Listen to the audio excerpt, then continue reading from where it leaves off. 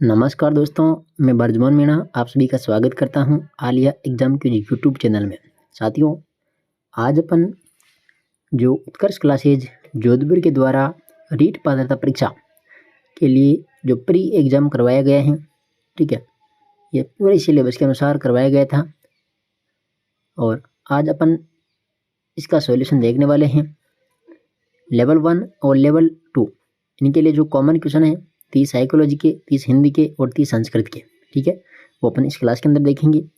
बाकी लेवल 1 के लिए जो पर्यावरण और मैथ हैं इनके क्वेश्चन अलग देखेंगे और रीट लेवल 2 एसएसटी के क्वेश्चन अपन अलग देखेंगे। तो इसके अंदर अपन 90 क्वेश्चन देखने वाले हैं जो कॉमन हैं दोनों लेवल के लिए। तो जो भी साथी नए हैं वो चैनल को सब्सक्राइब कर ले और अपने साथियों तक भी शेयर कर देवे। पीडीएफ के लिए आप टेलीग्राम ज्वाइन कर लीजिएगा, पूरे पेपर की पीडीएफ में आपको टेलीग्राम पर उपलब्ध करवा दूंगा, ठीक है। तो परीक्षा से पहले परीक्षा आप इसको मान सकते हो, आप सभी साथी इनको जरूर देखिए। तो करते हैं शुरुआत। पहला प्रश्न यहाँ पर पूछा गया है कि निम्नलिखित में से कौन सा अभिवृद्धि एवं विकास के संबंध में सही कथन नहीं है। देखो, अभिवृद्धि और विकास के बारे में आप सही कथन कौन सा नहीं है। पहला है अभिवृद्धि को देखा जा सकता है एवं उसका मापन संभव है, जबकि विकास में परिवर्तन को अनुभव एवं आंशिक रूप से मापन शारीरिक किया जा सकता है। तो पहला कथन बिल्कुल सही है। दूसरा है अभिवृद्धि एक निश्चित समय तक चलने वाली प्रक्रिया है, जबकि विकास आजीवन चलने वाली प्रक्रिया है। तो ये भी स्टेटमेंट सही है। तीसरा है कि अभिवृद्धि का प्रारंभ विकास से पहले शुरू हो जाता है। नहीं, अभिवृद्धि का जो प्रारंभ है विकास से पहले शुरू नहीं होता है। तो यहाँ पर तीसरा जो कथन है यह गलत है, ठीक है। और चौथा है कि विकास सामान्य से विशिष्ट की ओर होता है। तो ये भी सही है। यानी पहला जो प्रश्न है इसका राइट आंसर है ऑप्शन नंबर सी, ठीक है। दूसरा प्रश्न है स्कीमा अवधारणा किसकी देन है। स्कीमा अवधारणा किसकी देन है। देखो, इसका राइट आंसर क्या हो जाएगा, जीन पियाजे। स्कीमा है ये किसकी उदाहरण है, जीन पियाजे की। और जीन पियाजे ने संज्ञानात्मक विकास का सिद्धांत दिया था, ठीक है। तीसरा प्रश्न है निम्नलिखित सूची में दिए गए सिद्धांतों के साथ उनके प्रतिपादकों का मिलान कीजिए। देखो, पहला है क्रिया प्रसूत अनुबंधन का सिद्धांत। क्रिया प्रसूत अनुबंधन का सिद्धांत दिया था पीएफ स्किनर के द्वारा, ठीक है। एक में हो जाएगा 3। प्रबलन का जो सिद्धांत है ये सीएल हल के द्वारा दिया गया, तो इसमें जाएगा 1। क्लास यहाँ पर चिन्ह अधिगम का सिद्धांत ये किसके द्वारा था, एडवर्ड टोलमैन के द्वारा। और क्लासिकल जो अनुबंधन का सिद्धांत है ये दिया था आईपी पावलोव के द्वारा। तो इस प्रकार से ये सम्मिलित हो जाएगा, ठीक है। इसमें सम्मिलित हो गया कौन सा, 3 1 4 2। तो इसका ऑप्शन नंबर जो बी है ये इसका राइट आंसर हो जाएगा, ठीक है। प्रश्न नंबर 4 है निम्नलिखित में से कौन सा कथन सही है। देखिए, 4 कथन है। पहला है कि प्रबलक ऐसा कोई भी एक उद्दीपक या घटना है जो किसी वांछित अनुक्रिया के घटित होने की संभावना या प्रायिकता को बढ़ाता है। तो पहला यहाँ पर सही है। दूसरा है ऋणात्मक प्रबलन दंड नहीं है। तो ये भी सही है। प्रबलन अनुसूची अनुबंधन के प्रयासों में प्रबलन उपलब्ध कराने की व्यवस्था को कहते हैं। ये भी सही है। और यदि नैमित्तिक अनुबंधन आंशिक प्रबलन अनुसूची के द्वारा कराया जाए तो सीखी गई अनुक्रिया यहाँ पर आ जाएगा बहुत दिनों तक बनी रहती है और इसका विलोप कठिन हो जाता है। और यहाँ पर पूछा है कि सही उत्तर का चयन कीजिए। तो यहाँ पर जो चारों कथन है बिल्कुल सही है, 1 2 3 4। अगला है 5 नंबर क्वेश्चन कि वह मनोवैज्ञानिक जिन्होंने सर्वप्रथम व्यक्तिगत भिन्नताओं की भूमिका पर बल दिया। वह मनोवैज्ञानिक जिन्होंने सर्वप्रथम व्यक्तिगत भिन्नताओं की भूमिका पर बल दिया था, कौन था, यहाँ पर आ जाएगा गाल्टन, ठीक है। इसका ऑप्शन राइट हो जाएगा।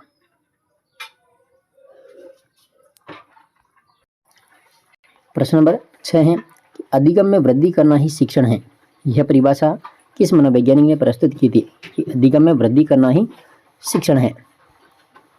तो ये जो परिभाषा दी थी ये थी जेम्स एम थाइन की, ठीक है। जेम्स एम थाइन की परिभाषा है ये। देखो, यहाँ पर जाएगा इसका जेम्स एम थाइन, इसी की परिभाषा है। क्वेश्चन नंबर 7 है अब्राहम मैस्लो ने व्यक्ति की मूल आवश्यकताओं के अनुक्रम में प्रथम क्रम में कौन सी आवश्यकता को रखा था। प्रथम क्रम में कौन सी आवश्यकता को रखा था। तो यहाँ पर क्या हो जाएगा राइट आंसर, दैहिक आवश्यकता। ठीक है, शारीरिक क्या है, दैहिक आवश्यकता इसको कह सकते हैं। देखो अब्राहिम मेस्लो जो था, इन्होंने आवश्यकता पदानुक्रम का सिद्धांत दिया था और इन्होंने 5 प्रकार की आवश्यकता को उल्लेख किया था, जिसमें सबसे पहली थी शारीरिक या दैहिक आवश्यकता, ये 1 नंबर की थी। ठीक है, उसके बाद में 2 नंबर की यहाँ पर सुरक्षा की आवश्यकता थी, सुरक्षा संबंधी आवश्यकता, ये 2 नंबर की थी। 3 नंबर पर स्नेह एवं संबंधन की आवश्यकता, ये 3 नंबर पर थी। और 4 नंबर पर सम्मान की आवश्यकता। ठीक है, 4 नंबर पर सम्मान की आवश्यकता। और 5 नंबर की आत्मसिद्धि की आवश्यकता, यानी उच्चतम स्थिरता, आत्मसिद्धि की आवश्यकता। तो इस प्रकार से ये क्रमवाई इनकी आवश्यकता आई थी अब्राहिम मेस्लो की। ठीक है, तो इसका राइट आंसर है सी। 8 नंबर क्वेश्चन है कि बुद्धि के बहुबुद्धि मल्टीपल इंटेलिजेंस सिद्धांत के प्रवर्तक हैं। जो बुद्धि का बहुबुद्धि सिद्धांत है, इसके प्रवर्तक कौन माने गए हैं? तो इसका राइट आंसर है हार्वर्ड, इसमें जाएगा एच गार्डर। ठीक है, एच गार्डर, सी ऑप्शन इसका राइट आंसर हो जाएगा। ठीक है, देखो बहुबुद्धि का सिद्धांत भी हार्वर्ड गार्डनर ने दिया था, बहुकारक सिद्धांत थॉर्नडाइक ने दिया था और त्रिआयामी में जो बुद्धि का सिद्धांत है वो गिलफोर्ड के द्वारा दिया गया था। अगला क्वेश्चन है 9 नंबर, अंतर्मुखी बालक की विशेषता या विशेषताएं हैं। अंतर्मुखी बालक की विशेषता, तो यहाँ पर देखो वह एकांत में रहकर कम बातचीत करने वाला होता है। अंतर्मुखी जो बालक होता है वह एकांत में रहकर कम बातचीत करने वाला होता है। सी ऑप्शन इसका राइट आंसर हो जाएगा। ठीक है, 9 के अंदर सी। प्रश्न नंबर 10 है, अनुभव करने से पहले सोचो, इस कथन का संबंध है। अनुभव करने से पहले सोचो, इस कथन का संबंध है। तो ये है चिंतन। ठीक है, चिंतन से, थिंकिंग।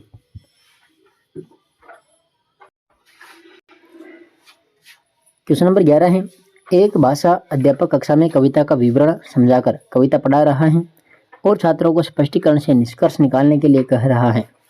यह किसका उदाहरण है? देखो इसमें आ जाएगा आगमनात्मक तर्कणा। ठीक है, आगमनात्मक तर्कणा का उदाहरण हो जाएगा ये।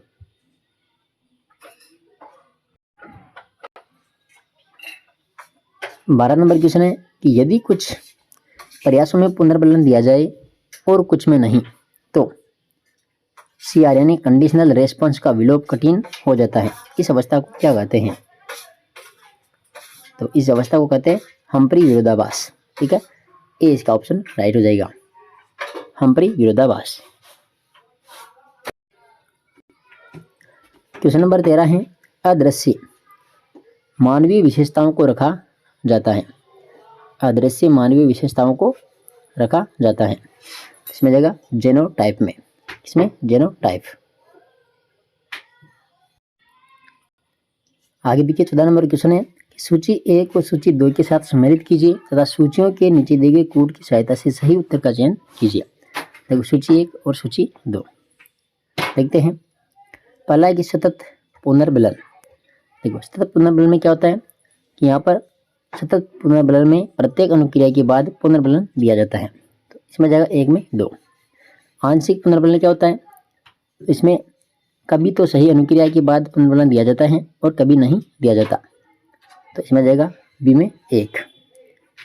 अनुपात पुनर्बलन, ये प्राणी के द्वारा की गई अनुक्रियाओं की संख्याओं के द्वारा निश्चित होता है। ठीक है, तो इसमें जाएगा 3 नंबर। और निश्चित जो पुनर्बलन है उसमें दिया जाता है जब अनुपात एक निश्चित संख्या में पुनर्बलन प्राप्त प्राणी द्वारा अनुक्रिया कर दी जाती है। तो 4 में 4 ही हो जाएगा, डी में 4 हो जाएगा।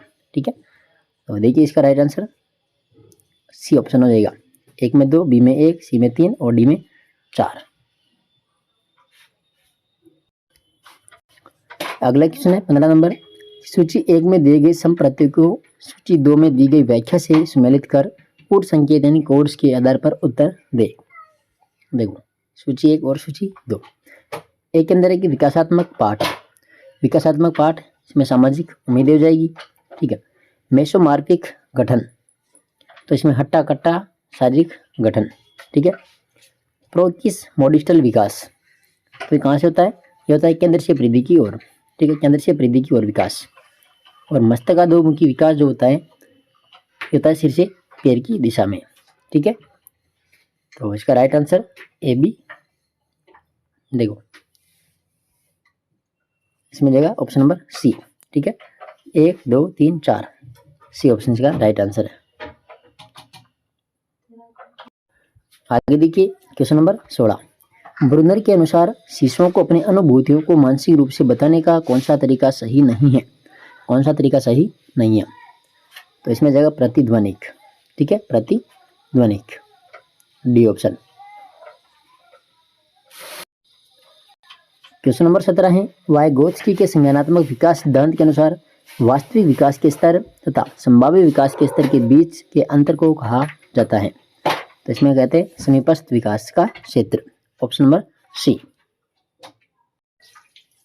क्वेश्चन नंबर 18 है, शिक्षक अधिकार अधिनियम 2009 की कौन सी धारा अध्यापकों की भूमिका एवं दायित्वों को तय करती है? तो इसमें जाएगा धारा नंबर 24, ठीक है, RTE अधिनियम 2009। देखो धारा जो 23 है इसमें शिक्षकों की नियुक्ति के लिए अर्हताएं और सेवा के निबंधन की शर्तें हैं। धारा जो 24 है ये अपने देखिए अध्यापकों की भूमिका एवं दायित्व। धारा जो 25 है इसमें क्या होगा? छात्र शिक्षक अनुपात, यानी मूल RTE अधिनियम में छात्र शिक्षक अनुपात 30:1 रखा गया है, 30:1, ये धारा 25 में है। धारा नंबर जो 34 है इसमें राज्य सलाहकार परिषद के गठन का उल्लेख है, ठीक है। तो यहाँ पर जो राइट आंसर है वो जाएगा सी ऑप्शन। अगला क्वेश्चन देखिए, क्वेश्चन नंबर 19। निम्नलिखित में से कौन सा क्रियात्मक अनुसंधान के संबंध में सही कथन नहीं है? देखो क्रियात्मक अनुसंधान के संबंध में सही कथन नहीं है। पहला कि इसका उद्देश्य विद्यालय तथा कक्षा कक्ष की कार्य प्रणाली में सुधार लाना है, बिल्कुल। दूसरा संपूर्ण कक्षा कक्ष व छात्र का चयन न्यायाधीश के रूप में किया जा सकता है, ये भी सही है। मूल्यांकन बाह्य होता है, इसके लिए विशेषज्ञ नियुक्त किए जाते हैं, ये गलत है, ठीक है। और चौथा है यहाँ पर कि समस्या का समाधान स्व मूल्यांकन पर आधारित होने से कार्य का सरलीकरण करने में सहायता मिलना, ये भी सही है। यानी ऑप्शन नंबर जो सी है इसका गलत आंसर है, ठीक है। यहाँ पर पूछा ना सत्य कथन नहीं है, तो ऑप्शन नंबर सी। अगला है 20 नंबर क्वेश्चन। केंद्रीय माध्यमिक शिक्षा बोर्ड ने किस समिति के प्रतिवेदन पर सत्र 2009-10 से कक्षा 9 एवं 2010-11 से कक्षा 10 में सतत एवं व्यापक मूल्यांकन को शुरू किया गया है? तो यहाँ पर आ जाएगा फिर गीता भुकलन समिति, यहाँ पर बी ऑप्शन राइट है। क्वेश्चन नंबर 21 है कि निम्नलिखित में से कौन सी सीखने के प्रतिफल की विशेषता या विशेषताएं हैं? सीखने के प्रतिफल की विशेषता, पहला है कक्षावार एवं विषयवार, दूसरा जांच बिंदु, तीसरा दीर्घकालीन लक्ष्य और चौथा है संपूर्ण सीखने के अनुसार बच्चों की प्रगति का आकलन। तो यहाँ पर चारों ही चारों सीखने के प्रतिफल की विशेषता है, ठीक है। इसमें जाएगा 1 2 3 4, option number D. Question number 22 है, लॉरेंस कोहलबर्ग विकास के किस क्षेत्र में शोध के लिए जाने जाते हैं?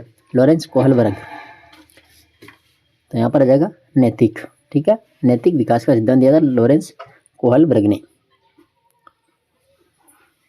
और नैतिक विकास सिद्धांत में इन्होंने 3 स्तर बताए थे। एक था पूर्व परंपरागत नैतिक स्तर जो 4 से 10 वर्ष, दूसरा था परंपरागत नैतिक स्तर 10 से 13 वर्ष के लिए, और तीसरा था यहाँ पर पश्च परंपरागत नैतिक स्तर 13 वर्ष से अधिक, ठीक है। तो इन्होंने नैतिक विकास का सिद्धांत दिया था लॉरेंस कोहलबर्ग ने। 23 नंबर क्वेश्चन है कि नीचे 2 वक्तव्य दिए गए हैं जिनमें से पहले को कथन ए तथा दूसरे को कारण आर कहा गया है। तो देखते हैं, देखो कथन है ए कि प्राचीन अनुबंधन में CS यूसीएस के उपस्थित होने का कारण पूर्व संकेत बन जाता है, और कारण है कि CS तथा यूसीएस के बीच कालगत तथा स्थानगत निरंतरता बनी रहती है। उपयुक्त दोनों वक्तव्यों के संदर्भ में निम्नलिखित में से कौन सा कथन सही है? कौन सा कथन सही है? तो यहाँ पर ए और आर दोनों सही है तथा आर ए का सही स्पष्टीकरण है, ठीक है। इसमें जाएगा option number A right. Question number 24 है कि निम्नलिखित में से कौन सी व्यवहार संबंधी विकृति नहीं है? व्यवहार संबंधी विकृति नहीं है, कौन सी?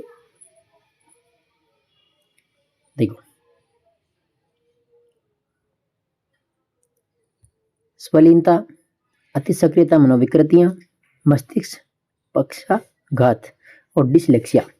तो व्यवहार संबंधी जो विकृति नहीं है वह है डिसलेक्सिया। ठीक है, डिसलेक्सिया ये पठन संबंधी समस्या विकृति है। ठीक है, डिसलेक्सिया। तो यहाँ पर आ जाएगा ऑप्शन नंबर डी, केवल 4। ठीक है, केवल 4। क्वेश्चन नंबर 25 है, नायक के रूप में सफल नहीं होने पर खलनायक की भूमिका करना रक्षात्मक युक्ति का उदाहरण है। नायक के रूप में सफल नहीं होने पर खलनायक की भूमिका करना रक्षात्मक युक्ति का उदाहरण है। तो यहाँ पर आ जाएगा स्थिपूर्ति। ठीक है, स्थिपूर्ति। देखो, स्थिपूर्ति में क्या होता है कि व्यक्ति अपने अवांछनीय लक्षणों को वांछनीय दिशा में बदल देता है और इसमें एक कार्य के असफल होने पर दूसरे कार्य में श्रेष्ठता प्राप्त करके व्यक्ति अपनी निराशा को दूर करने का प्रयत्न करता है। ठीक है, अगला क्वेश्चन देखिए, क्वेश्चन नंबर 26, निम्नलिखित में से कौन सा सही सुमेलित है? कौन सा सही सुमेलित है?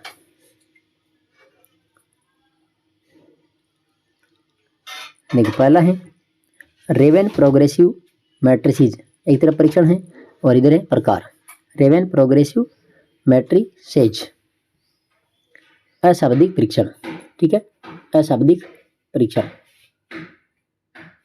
तो यही सही है यहाँ पर। ठीक है, बिने साइमन परीक्षण जो है, बिने साइमन परीक्षण ये शाब्दिक है। ठीक है, यह जाएगा शाब्दिक परीक्षण। और पास एलोंग जो परीक्षण है यह जाएगा क्रियात्मक परीक्षण। ठीक है, तो यहाँ पर पूछा सही, तो इसमें जाएगा केवल 1। ठीक है, option number C.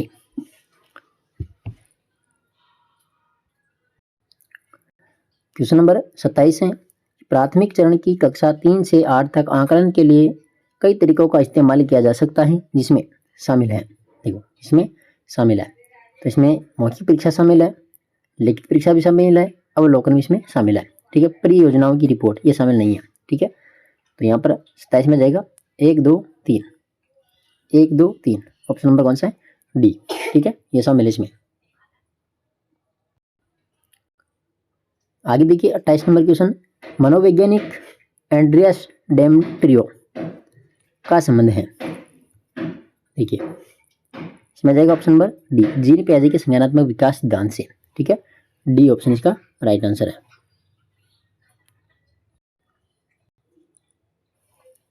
Question number 29 है कि राष्ट्रीय शिक्षा नीति 2020 के निम्नलिखित में से कौन सा भाग समतामूलक एवं समावेशी शिक्षा को सम्मिलित करता है? यहाँ पर आ जाएगा कौन सा? स्कूल शिक्षा। ठीक है, ऑप्शन नंबर बी, स्कूल शिक्षा। अगला क्वेश्चन है 30 नंबर कि राजस्थान की समसामयिक बाल कल्याणकारी शैक्षिक योजनाओं के संबंध में सही कथन है। देखिए, 1 नंबर है मुख्यमंत्री बाल गोपाल योजना। कौन सी योजना? मुख्यमंत्री बाल गोपाल योजना, जिसके अंतर्गत कक्षा प्राइमरी से कक्षा 8 तक के विद्यार्थियों को पाउडर मिल्क से तैयार दूध उपलब्ध करवाया जाता है, का नाम परिवर्तित 4/9/2024 कर पन्नादाय बाल गोपाल योजना किए जाने का निर्णय लिया गया है। तो बिल्कुल पहला कथन जो यहाँ पर दिया गया है ये बिल्कुल सही कथन है। ठीक है, पन्नादाय बाल गोपाल योजना, इसका नाम बदल दिया गया है, तो पहला यहाँ पर सही किया। ठीक है, दूसरा देखिए मुख्यमंत्री निःशुल्क यूनिफॉर्म वितरण योजना, के अंतर्गत कक्षा 1 से 8 तक राजकीय विद्यालयों में अध्ययनरत समस्त विद्यार्थियों को यूनिफॉर्म के 2 सेट निःशुल्क दिए जाने का प्रावधान है। तो मुख्यमंत्री निःशुल्क यूनिफॉर्म वितरण योजना ये भी यहाँ पर सही है। ठीक है, तीसरा देखिए यहाँ पर लाडो प्रोत्साहन योजना 2024, लाडो प्रोत्साहन योजना राजश्री योजना 2016 का संशोधित रूप है बिल्कुल, जिसके अंतर्गत बालिका के जन्म से लेकर स्नातक उत्तीर्ण करने एवं 21 वर्ष की आयु पूर्ण होने पर 5 चरणों में 1 लाख रुपए सेविंग बॉन्ड का भुगतान डीबीटी ऑनलाइन लाभार्थियों के बैंक खाते में देय होगा। ये यहाँ पर गलत है। ठीक है, इसमें क्या गलत है? देखो, यहाँ पर जन्म से लेकर स्नातक उत्तीर्ण करने पर 21 वर्ष की आयु पूर्ण होने पर 5 चरणों में न होकर के यहाँ पर 7 चरण, ठीक है। 7 चरणों में 1 लाख रुपए का बॉन्ड यानी सेविंग बॉन्ड यानी जो राशि दी जाएगी वो 7 चरणों में दी जाएगी। तो इस कारण से यहाँ पर ये गलत है, ठीक है। तो इसमें 1 व 2 ही सही है। देखो इसका राइट आंसर है 1 व 2, ऑप्शन नंबर बी। तो ये 30 क्वेश्चन जो अपन ने देखी ये है साइकोलॉजी के, ठीक है, जो दोनों ही लेवल के लिए महत्वपूर्ण है, लेवल 1 और लेवल 2 के लिए। देखिए यहाँ पर जो भाषा प्रथम है हिंदी, इसके 30 क्वेश्चन अपन देखते हैं, ठीक है।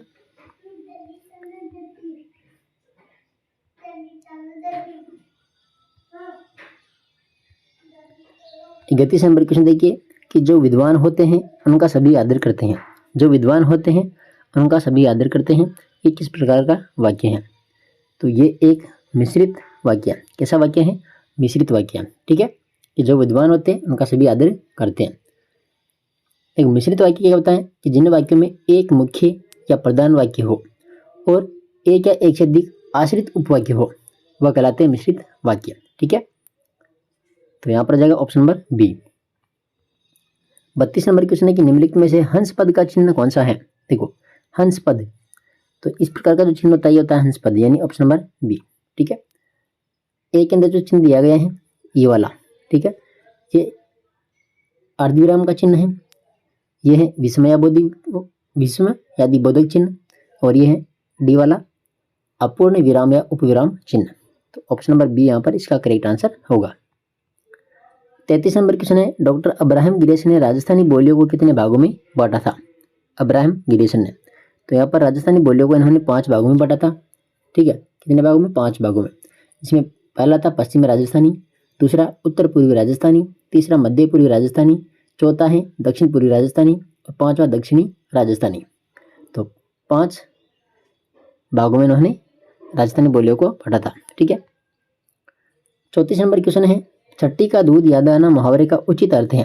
छठी का दूध याद आना यानी कि बड़ी मुसीबत में फंसना, ऑप्शन नंबर बी हो जाएगा, ठीक है।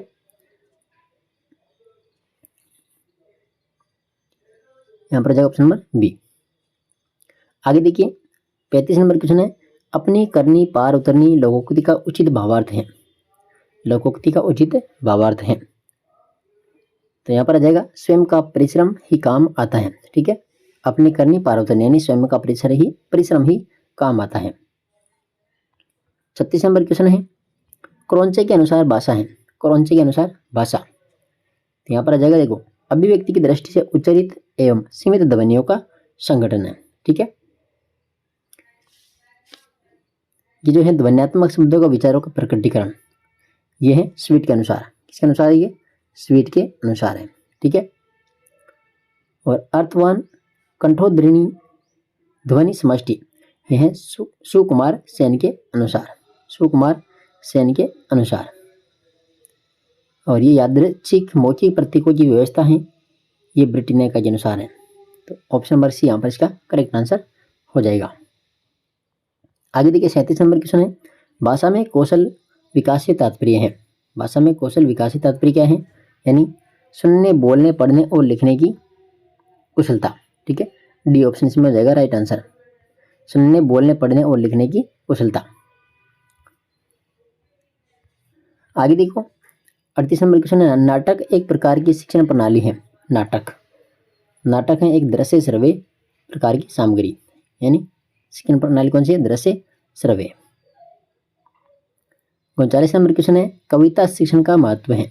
कविता शिक्षण का महत्व है, देखो इसके द्वारा बालक के रागात्मक भावों की पुष्टि मिलती है, बालक में सौंदर्य की परख एवं सौंदर्य अनुभव की शक्ति बढ़ती है, बालक के चित्त वृत्तियों का परिष्कार होता है, यानी उपयुक्त सभी इसका राइट आंसर हो जाएगा डी ऑप्शन। 40 नंबर क्वेश्चन है कि निम्नलिखित में से कौन सा व्याख्या प्रणाली का रूप या भेद नहीं है? व्याख्या प्रणाली का भेद नहीं है, देखो व्यास प्रणाली है, समीक्षा है, तुलना है। गीत प्रणाली का भेद नहीं है, ऑप्शन नंबर डी। देखो अगला क्वेश्चन है व्याकरण शिक्षण में आगमन विधि का उपयोग करते समय अध्यापक के द्वारा किस क्रम का अनुसरण किया जाता है? तो इसमें उदाहरण आ जाएगा, तुलना या विश्लेषण आ जाएगा, सामान्यीकरण भी आ जाएगा। देखो निष्कर्ष या परीक्षण यह नहीं आएगा, ठीक है। 41 में ये भी आएगा, ठीक है, यानी पूछा है ना, क्रम पूछा है यहाँ पर, तो इसमें उदाहरण फिर तुलना या विश्लेषणीकरण सामान्य करना जाएगा और निष्कर्ष या परीक्षण यानी 1 2 3 4, ठीक है, क्रमवार आ जाएगा इसमें, ऑप्शन नंबर सी, ठीक है। आगे देखो 42 नंबर क्वेश्चन है, भाषिक, देखो भाषिक सामग्री में सम्मिलित नहीं है, देखो शब्दावली भी है, संरचना भी है और व्याकरण भी है, मूल विषय वस्तु इसमें शामिल नहीं है, ठीक है। क्वेश्चन नंबर 43 है, वस्तुनिष्ठ प्रश्नों के विविध रूप के संदर्भ में असंगत युग्म है, असंगत युग्म है। देखो पहला है बहुविकल्प प्रश्न, अभिज्ञानात्मक पद, दूसरा मिलान प्रश्न, ये अभिज्ञानात्मक पद, ये भी सही है। पूर्ति पद प्रश्न, ये प्रत्यास्मरण पद, ये भी सही है। और सत्य असत्य प्रश्न प्रत्यास्मरण पद, ये गलत है, ऑप्शन नंबर डी। सत्य असत्य प्रश्न अभिज्ञानात्मक पद के अंतर्गत वर्गीकृत है, ठीक है, तो डी ऑप्शन यहाँ पर असंगत है, ठीक है। क्वेश्चन नंबर 44 है, देखो शिक्षण उपागम में प्रोफेसर एलन का महत्वपूर्ण योगदान है, प्रोफेसर एलन का महत्वपूर्ण योगदान है, इसमें आ जाएगा सूक्ष्म शिक्षण, ठीक है। 45 नंबर क्वेश्चन है, खेल विधि के प्रवर्तक हैं, खेल विधि के प्रवर्तक कौन है, कॉल्डवेल कुक, ये हो जाएगा इसमें राइट आंसर। 46 नंबर क्वेश्चन है, शैक्षणिक निदान का प्रयोजन ही, शैक्षणिक निदान का प्रयोजन ही है, तो यहाँ पर क्या होगा, इसमें जाएगा उपचारिक शिक्षण, ठीक है, उपचारिक शिक्षण। 47 नंबर क्वेश्चन है, श्रवण पठन लेखन आदि किस उद्देश्य के अंतर्गत आते हैं, तो यह जाएगा कौशलात्मक, बी ऑप्शन। 48 नंबर क्वेश्चन है, प्रस्तावना प्रश्न का मुख्य उद्देश्य है, प्रस्तावना प्रश्न का मुख्य उद्देश्य है, तो इसमें आ जाएगा कक्षा में, देखो इसमें कक्षा में शिक्षण के लिए उपयुक्त वातावरण का निर्माण करना तथा शिक्षार्थियों को प्रस्तुत पाठ पढ़ने के लिए उत्कंठित करना, बी ऑप्शन इसमें राइट है, ठीक है। 49 नंबर क्वेश्चन है, सतत एवं व्यापक मूल्यांकन का उद्देश्य नहीं है, सतत एवं व्यापक मूल्यांकन का उद्देश्य नहीं है, तो इसमें जाएगा, देखो मूल्यांकन को नियमित और समग्र बनाना, ये तो उद्देश्य है। मूल्यांकन में समझने पर बल देना, ये भी है। मूल्यांकन में निदान और उपचार को प्रोत्साहित करना, ये भी आ जाएगा। मूल्यांकन में शिक्षक की भूमिका कम करना, तो ये कम करना इसमें शामिल नहीं है, ठीक है, डी ऑप्शन इसमें राइट है। आगे देखो क्वेश्चन नंबर 50, द्वितीय भाषा के रूप में हिंदी की समस्याएं हैं, हिंदी की, तो देखो यहाँ पर पठन संबंधी अवयवों की शिक्षा, लेखन संबंधी समस्या, हिंदी भाषा का व्याकरणिक रूप, उपयुक्त सभी, तो ये सभी की सभी क्या है, समस्या है, ठीक है। अब यहाँ पर गद्यांश को देख ध्यानपूर्वक पढ़कर प्रश्न के उत्तर देना है, 51 से 55 तक के क्वेश्चन। चलिए देखते हैं क्वेश्चन नंबर 51, यहाँ पर निर्दोष शब्द का सही संधि विच्छेद है, निर्दोष, तो निर्दोष का सही संधि विच्छेद होगा निह प्लस दोष, ऑप्शन नंबर बी होगा इसमें। और यहाँ पर कौन सी संधि हो जाएगी, विसर्ग संधि, ठीक है, निह प्लस दोष। 52 नंबर क्वेश्चन है, अवगुण शब्द में उपसर्ग है, अवगुण शब्द में उपसर्ग कौन सा है, अव उपसर्ग है, ठीक है, अव। 53 नंबर है, पातक शब्द का उचित विलोम शब्द है, पातक, तो पातक का हो जाएगा यहाँ पर पुण्य, ठीक है। आकाश का पाताल होता है, अपार का पार होता है, और पापात्मा का हो जाएगा परमात्मा, ठीक है, नहीं पापात्मा हो जाएगा पुण्यात्मा। 54 नंबर क्वेश्चन है, बहुमूल्य शब्द में समास है, बहुमूल्य शब्द में समास, तो यहाँ पर हो जाएगा कर्मधारय समास, ठीक है, बहुत है जिसका मूल्य यानी कर्मधारय समास, बहुमूल्य। 55 नंबर क्वेश्चन है, उदारता शब्द में संज्ञा का प्रकार है, उदारता, उदारता में संज्ञा का प्रकार है भाववाचक संज्ञा, उदारता क्या है, भाववाचक संज्ञा। वापस 56 से 59 तक के क्वेश्चन आपस गद्यांश पढ़ करके उत्तर देना है, ठीक है। देखिए 56 नंबर क्वेश्चन है, चीटी एक वचन शब्द का बहुवचन रूप होगा, तो यहाँ पर जाएगा चीटियां, क्या हो जाएगा, चीटियां। 57 नंबर क्वेश्चन है, निम्नलिखित शब्दों में से भिन्न लिंग का उदाहरण है, रस्सी, लाठी, एकता, ये स्त्रीलिंग शब्द है, जीव क्या है, पुल्लिंग शब्द है, तो यहाँ पर जाएगा बी ऑप्शन। 58 नंबर क्वेश्चन है, बूंदों के मेल से सागर का निर्माण होता है, वाक्य में प्रयुक्त काल है, वाक्य में प्रयुक्त काल है। देखो कौन सा हो जाएगा यहाँ पर, सामान्य वर्तमान काल। ठीक है, बूंदों के मेल से सागर का निर्माण होता है यानी सामान्य वर्तमान काल। अगला है, देखो तो उसे लांघना दुष्कर हो जाता है, वाक्य में रेखांकित पद का अर्थ है। अब यहाँ पर जो दुष्कर है इसका अर्थ क्या है, दुष्कर यानी जिसे करना कठिन हो। ठीक है, जिसे करना कठिन हो, बी ऑप्शन हो जाएगा इसमें।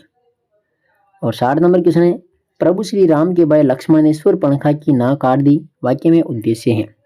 यहाँ पर उद्देश्य कौन सा है, तो उद्देश्य यहाँ पर लक्ष्मण है। ठीक है, उद्देश्य कौन है, लक्ष्मण।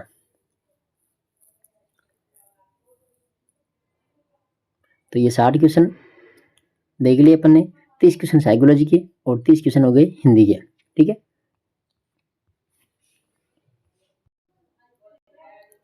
आगे की जो क्वेश्चन देखेंगे अपन खंड 3 और यहाँ पर संस्कृत के क्वेश्चन, भाषा से सेकेंड है संस्कृत, इसके 30 क्वेश्चन अपन देखने वाले हैं। ठीक है, संस्कृत के। चलिए एक एक क्वेश्चन को अपन देख लेते हैं। 61 नंबर क्वेश्चन है, क वर्ग से उच्चारण स्थानम वर्तते, क वर्ग का उच्चारण स्थान है। देखो क का उच्चारण स्थान हो जाएगा कंठ। ठीक है, अकुह विसर्जनीय नाम कंठ होता है।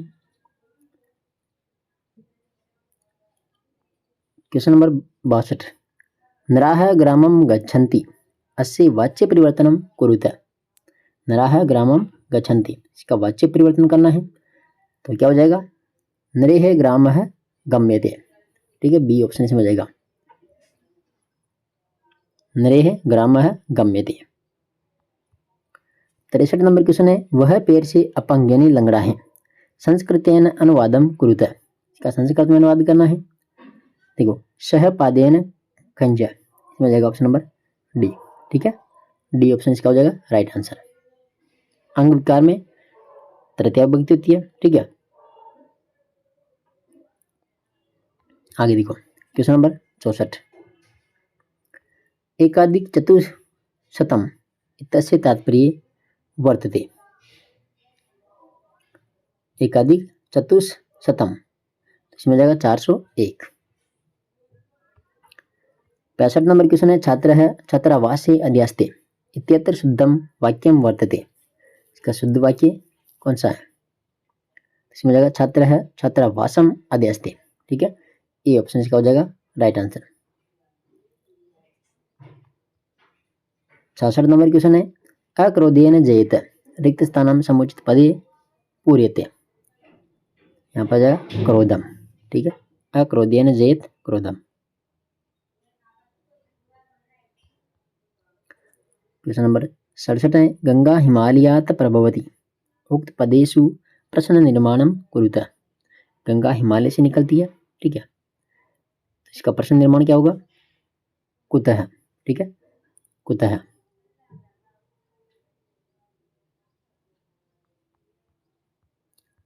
आगे देखो क्वेश्चन नंबर 68 है, युष्मद् शब्द से षष्ठी विभक्ति एक वचन रूपम अस्ति, तो युष्मद् शब्द है षष्ठी विभक्ति का एक वचन रूप क्या होगा, तो यहाँ पर हो जाएगा त्वा, ए ऑप्शन।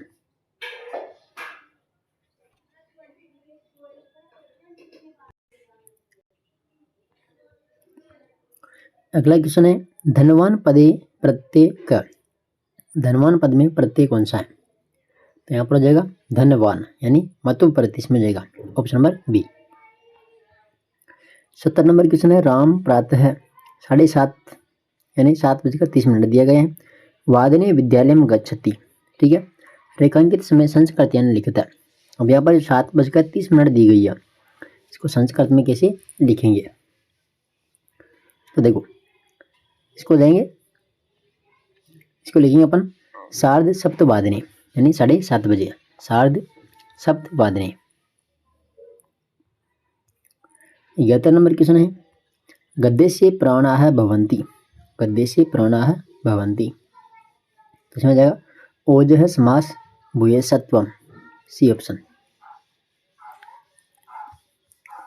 क्वेश्चन नंबर 72 है, शिक्षण श्रेष्ठ विधेय असत्य मेलनम वर्तते। देखो, व्याकरण आगमन निगमन विधि, व्याकरण की आगमन निगमन विधि श्रेष्ठ विधि है, ठीक है, सही है। कविता शिक्षण, कविता शिक्षण की जो श्रेष्ठ विधि है, यहाँ पर आ जाएगी खंडान्वी विधि, ठीक है। गद्य शिक्षण की है उद्बोधन विधि और नाटक शिक्षण की है समवाय विधि। तो बी ऑप्शन यहाँ पर गलत है।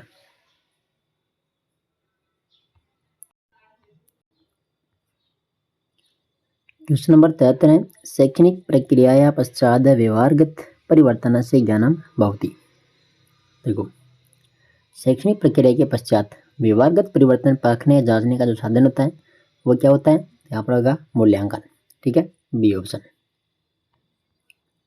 74 नंबर क्वेश्चन है, भाषा की दृश्य भी होती। देखो, भाषा कैसी होती है, तो ध्वनि रूप में भी भाषा होती है, लिपि रूप में भी होती है, संकेत रूप में भी होती है, ठीक है, यानी उपयुक्त सभी विकल्प यहाँ पर सही है, ठीक है, भाषा। 75 नंबर क्वेश्चन है, रिक्त स्थान पूर्ति प्रश्न भवंती। जो रिक्त स्थान वाले जो प्रश्न होते हैं वो कैसे होते हैं, तो लिखित होते हैं, वस्तुनिष्ठ होते हैं और प्रत्यासमान होते हैं, ठीक है, इसमें जाएगा बी ऑप्शन।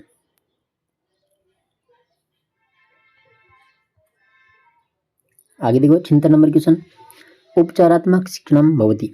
उपचारात्मक शिक्षण होता है तो छात्र नाम त्रुटि निवारण करने के लिए, पठन का अभ्यास करने के लिए और लेखन कला में निपुण के लिए, यानी सर्वव्यापी, सभी इसका राइट आंसर है, ठीक है।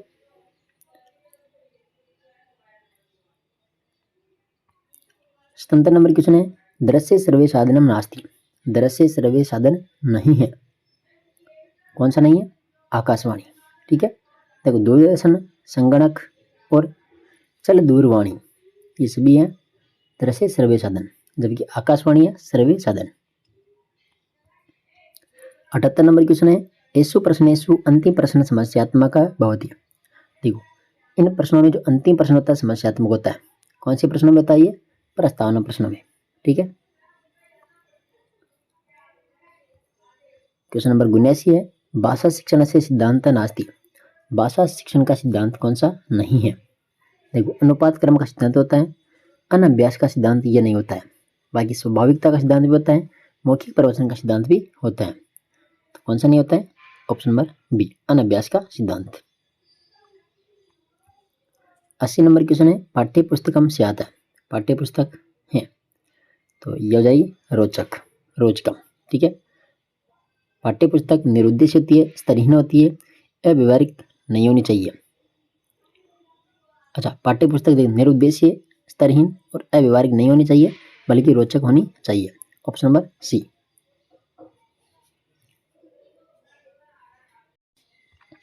अब यहाँ पर गद्यांश दिया गया है और गद्यांश को पढ़ करके प्रश्न के उत्तर देना है, ठीक है।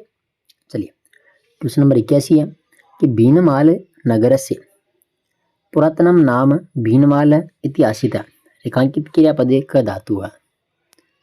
यहाँ पर आसित, ये जो क्रियापद है यहाँ पर रेखांकित पद है आसित है, इसमें क्रियापद कौन सी धातु है, इसमें जाएगा ऑप्शन नंबर बी, अस, ठीक है, अस धातु।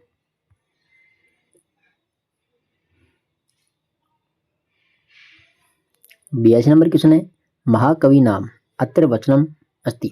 महाकवि नाम, इसमें जाएगा बहुवचन, ठीक है।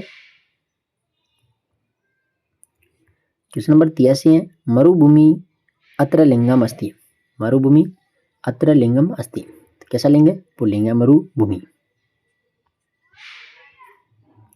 84 नंबर क्वेश्चन है, वीराणाम इत्यस्य कः विलोम शब्द है। वीराणाम, इसमें जाएगा कायरणाम, ठीक है, सी ऑप्शन। 85 नंबर क्वेश्चन है, संति अत्र का लकार है। संति, इसमें कौन सा लकार है, इसमें जाएगा लट लकार, ठीक है, लट लकार। और ये जो संति है ये प्रथम पुरुष का बहुवचन होता है, ठीक है, अस्ति स्तः संति, धातु जाएगी अस धातु। आगे देखो 86 से 89 तक के क्वेश्चन ये श्लोक के माध्यम से हैं। क्वेश्चन नंबर 86, हिमालय यांचापी अस्य संधि विच्छेद है वर्तते। तो यहाँ पर जाएगा हिमालयात प्लस च प्लस अपी, ये ऑप्शन, ठीक है। क्वेश्चन नंबर 87 है, सर्जत्येयम इत्यत्र संधि वर्तते। तो यहाँ पर संधि हो जाएगी यण संधि। कौन सी है? यण संधि। और देखो इसको संधि विच्छेद करते हैं अपन, तो इसका हो जाएगा सरजति प्लस अयम, ठीक है। और संधि का नाम है यण संधि। 88 नंबर क्वेश्चन है, राजपुत्रम अस्य सामासिक विग्रह वर्तते। राजपुत्रम का सामासिक विग्रह क्या होगा? तो राज्य है पुत्रम, ठीक है। ये ऑप्शन हो जाएगा इसमें, राज्य है पुत्रम। और यह हो जाएगा षष्ठी तत्पुरुष समास। देखो क्वेश्चन नंबर 89, अस्मिन् श्लोके छंदः वर्तते। अब यहाँ पर जो छंद, ये जो भी श्लोक आया था इसमें छंद का नाम पूछा है। तो छंद कौन सा है यहाँ पर? इसमें आ जाएगा उपजाति छंद। और उपजाति जो छंद होगा ये इंद्रवज्रा और उपेंद्रवज्रा दोनों का क्या है? मिश्रण है, ठीक है। दोनों का मिश्रण है। और इसमें 11 वर्ण होते हैं, इंद्रवज्रा में 11, उपेंद्रवज्रा में भी 11 होते हैं, ठीक है। और दोनों का मिश्रण कहलाता है उपजाति छंद। क्वेश्चन नंबर 90, ऊष्म वर्णानाम कृत्य प्रत्याहार वर्तते। ऊष्म वर्णों के लिए कौन सा प्रत्याहार है? तो यहाँ पर आ जाएगा सल प्रत्याहार, ठीक है। कौन सा है? सल प्रत्याहार। तो ये अपन ने 30 क्वेश्चन यहाँ पर देख लिए संस्कृत के, 30 हिंदी के देख लिए और 30 हो गए साइकोलॉजी के। जो तीनों ही लेवल यानी दोनों लेवल L1 और L2 दोनों के लिए क्या है? कॉमन है, ठीक है। अब अपन SST के अलग देख लेंगे क्वेश्चन, और जो पर्यावरण है L1 के लिए उसके भी अलग क्वेश्चन देख लेंगे। तो इस क्लास को आप ज़्यादा से ज़्यादा शेयर करें। और ये जो क्लास है ये उत्कर्ष क्लासेज के द्वारा करवाई गई परिपरीक्षा है, ठीक है, जो पूरे सिलेबस के अनुसार है। तो आप सभी अपने साथियों तक भी शेयर कर देवे। और PDF के लिए आप टेलीग्राम ज्वाइन कर लेवे, ठीक है। टेलीग्राम पे आपको सभी PDF मिल जाएगी। धन्यवाद।